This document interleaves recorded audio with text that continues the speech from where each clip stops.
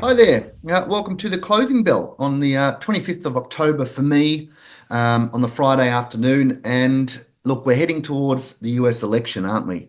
I think today I want to sort of outline the moves that we're seeing. Last week, I said, be aware that Trump is saying a lot about the tariffs he's going to lay on people. I've seen a few other articles sort of popping up.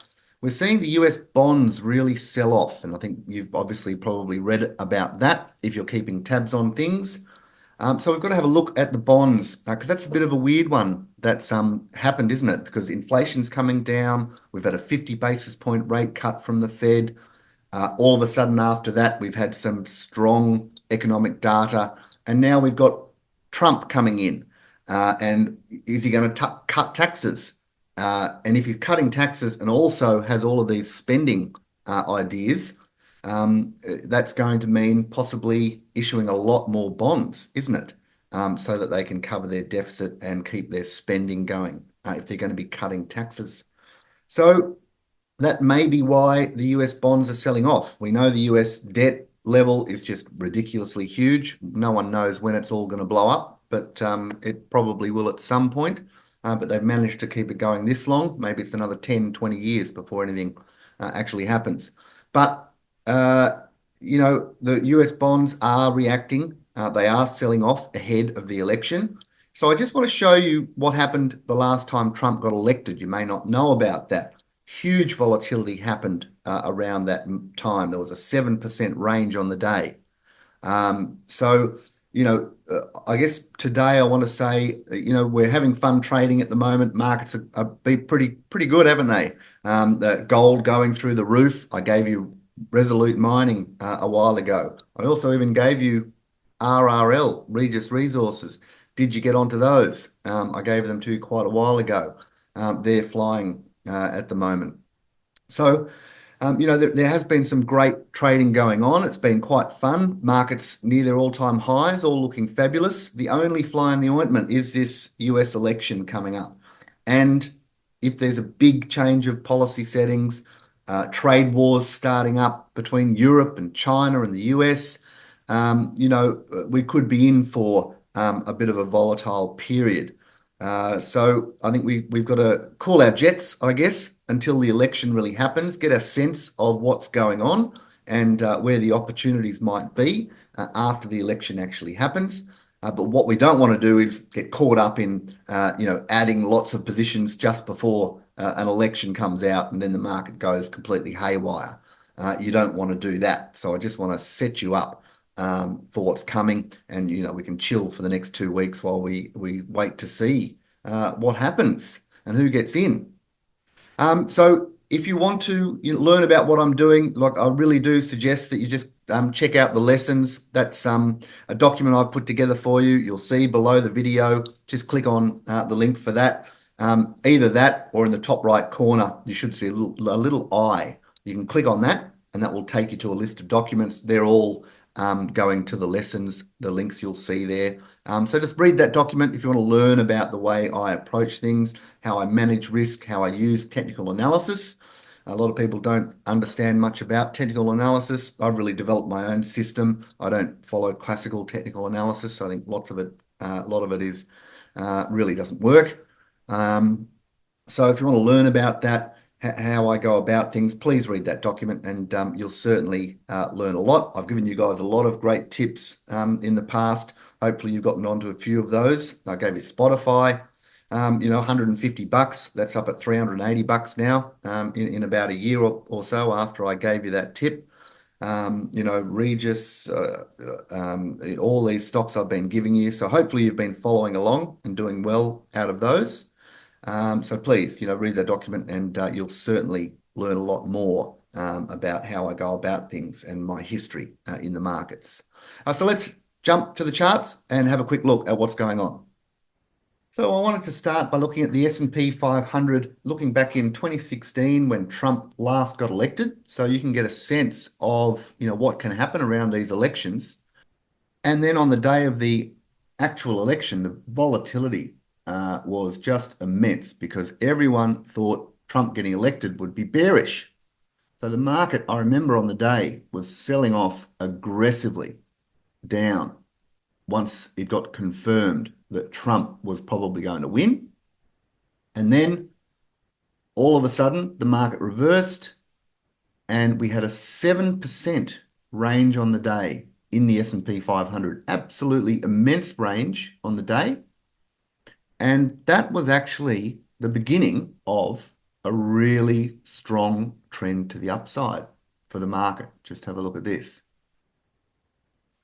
So you can see that, here's the starting gun.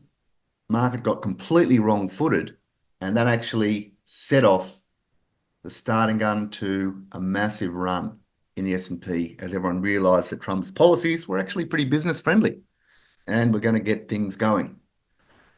So, we could be in for a pretty wild ride around that time, but there could be great opportunities as things play out. So I just wanted to start off with that so that, you don't get wrong-footed by the direction it's going in, thinking that that must be right, when that could be actually completely and utterly wrong. So this is a sort of volatility that can happen. And maybe it will be in the other direction this time. Maybe it'll rally massively on Trump getting in, and then afterwards will sell off on worries about trade wars and tariffs and what effect they're going to have. Remember, I've set you up in the Hang Seng. If you've been watching the last few weeks, we know what to watch out for there. But I guess we're wondering what to watch out for in the US, and that is those bonds. So let's jump to those quickly. So I think this is a really interesting chart because really what's been going on in those US 10-year bond yields has been a big surprise to everyone, myself included. But I think this is on the back of, the expectations of what Trump will do. So this is the area to keep an eye on. And this is the US 10-year bond yield. So we know that as the yield goes up, the price of bonds goes down. So that's actually a massive sell-off in bonds from 2020 to 2024, with yields going from near zero on those 10-year bonds to up near 5% as the Fed chased down inflation. So we've been watching over the last period, and this is what's been helping the markets rally, is the bond yield has been going down from 5% to about 3.6% just over this past year. And, been keeping an eye on it with rates turning down, looking at this long-term trend shift. You can see there on this yield, the long-term trend using the moving averages, 10-month exponential versus 20-month simple. Just a good big picture sense of the direction in yields. And so we were finally at a point where it was turning, sort of right on the edge. Which way is it going to go? And all of a sudden we have yields flying higher again. So looking at this just simply from, wave structure, the way that trends behave, we know that we've got high highs, high lows. So if we're looking at that, this uptrend in yields is actually still in play in the big picture.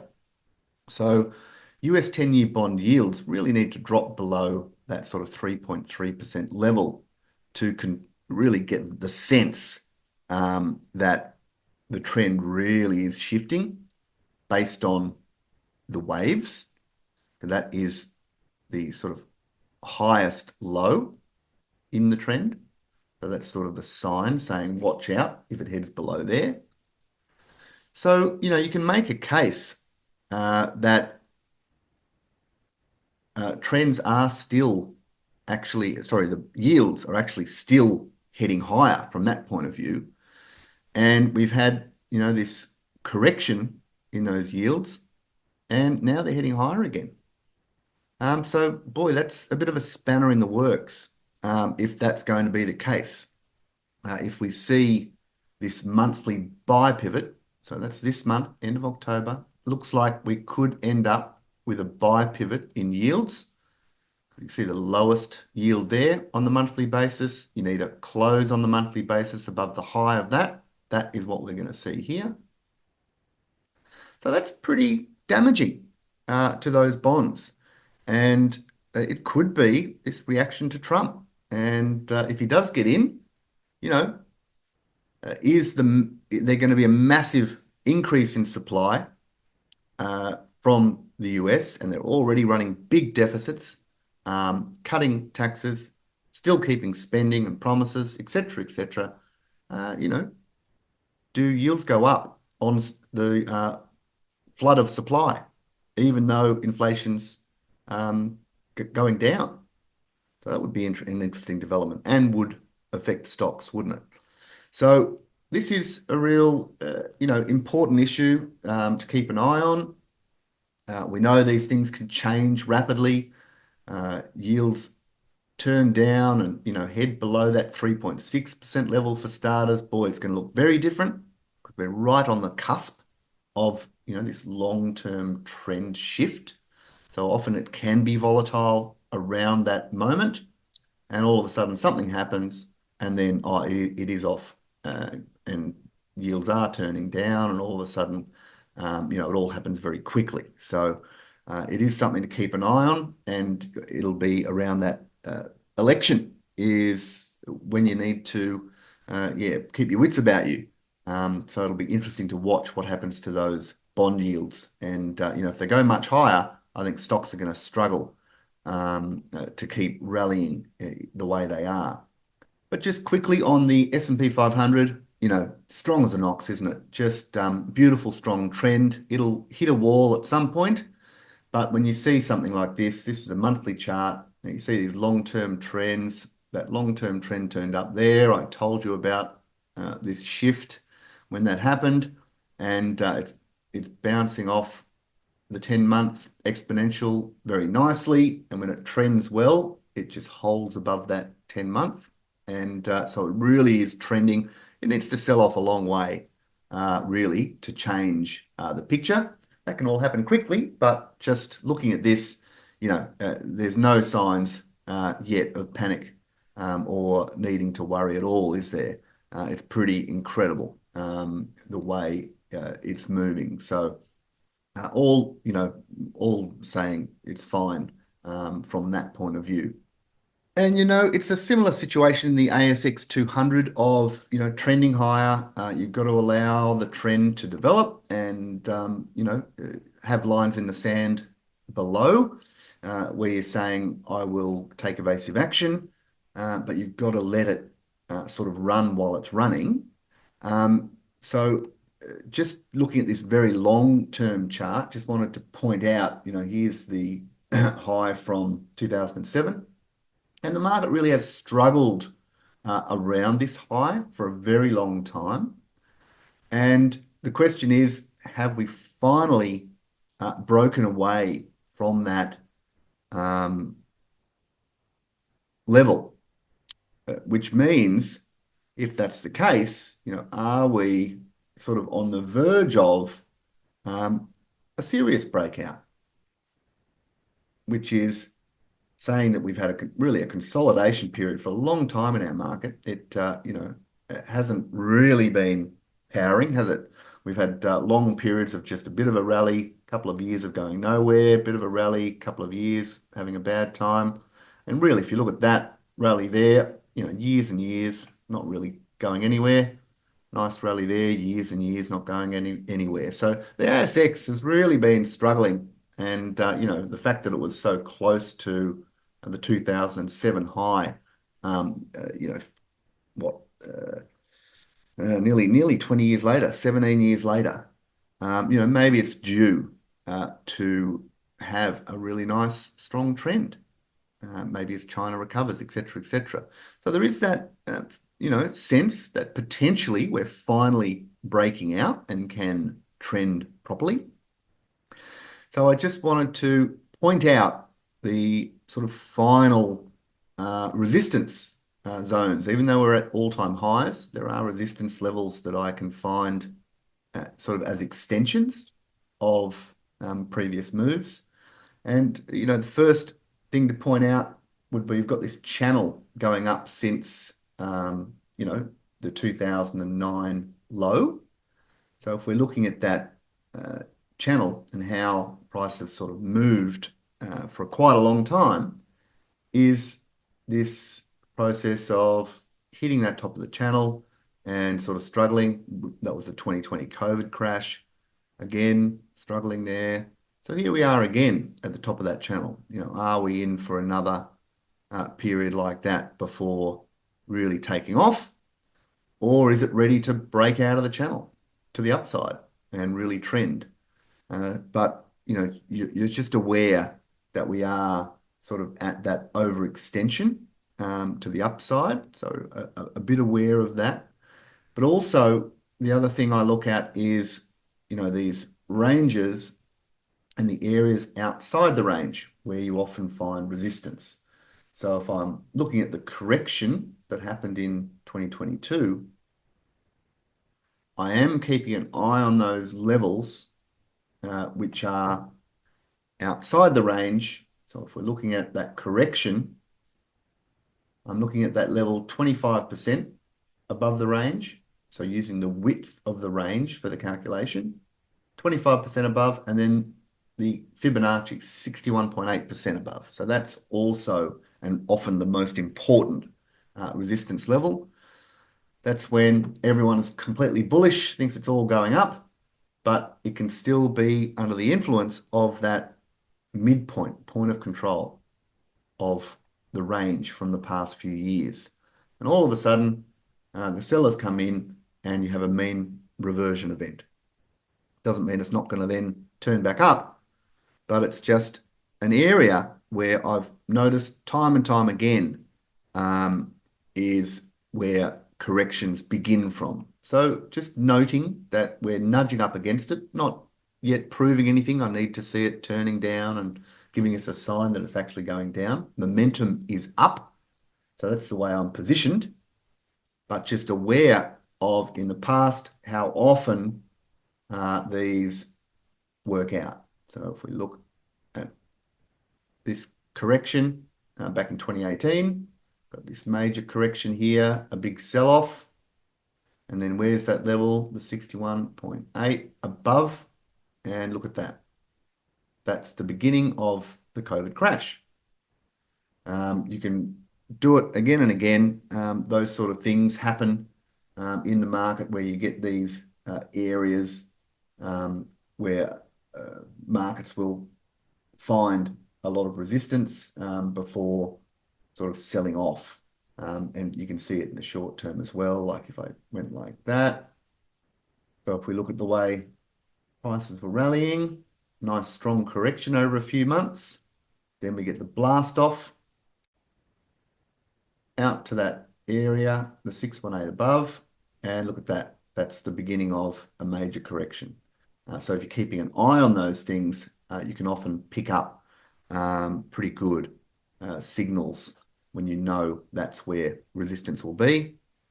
And again, on the bottom side, there's the level 618 below, right? That's where the buying came in and was the beginning of the next leg up. So you've got a range set up where there's lots of trading going on, and you've got areas outside the range where there's often resistance and support. And in the end, prices continue to oscillate around the point of control, the midpoint. So that midpoint being like a gravitational point around which the market oscillates. So you have the rally, the correction, and then the beginning of the oscillation around that level and the areas where prices find support and resistance, and then prices keep revisiting that midpoint. And that is really a major basis of the theory.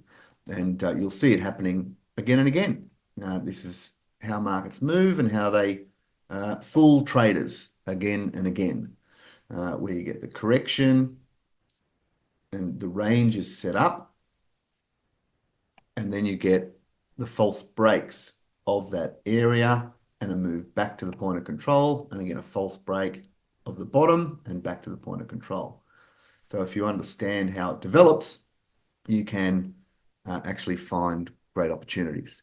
So that's the idea, and that's why I'm just aware that we are currently nudging up against that area. This is where corrections sometimes begin from, and we've got the election coming up soon. So if you've got lots of profits on the table, you're possibly thinking about taking a bit of money off the table, but everything's trending to the upside. I'm still hopeful of more upside, that the election gets done and dusted, and the market carries on its merry way, which would be lovely. But just be aware that it could be a pretty volatile event. So don't get yourself in trouble by putting on silly trades before it all happens. All right, cheers. That's enough for today. I'll come back with more next week.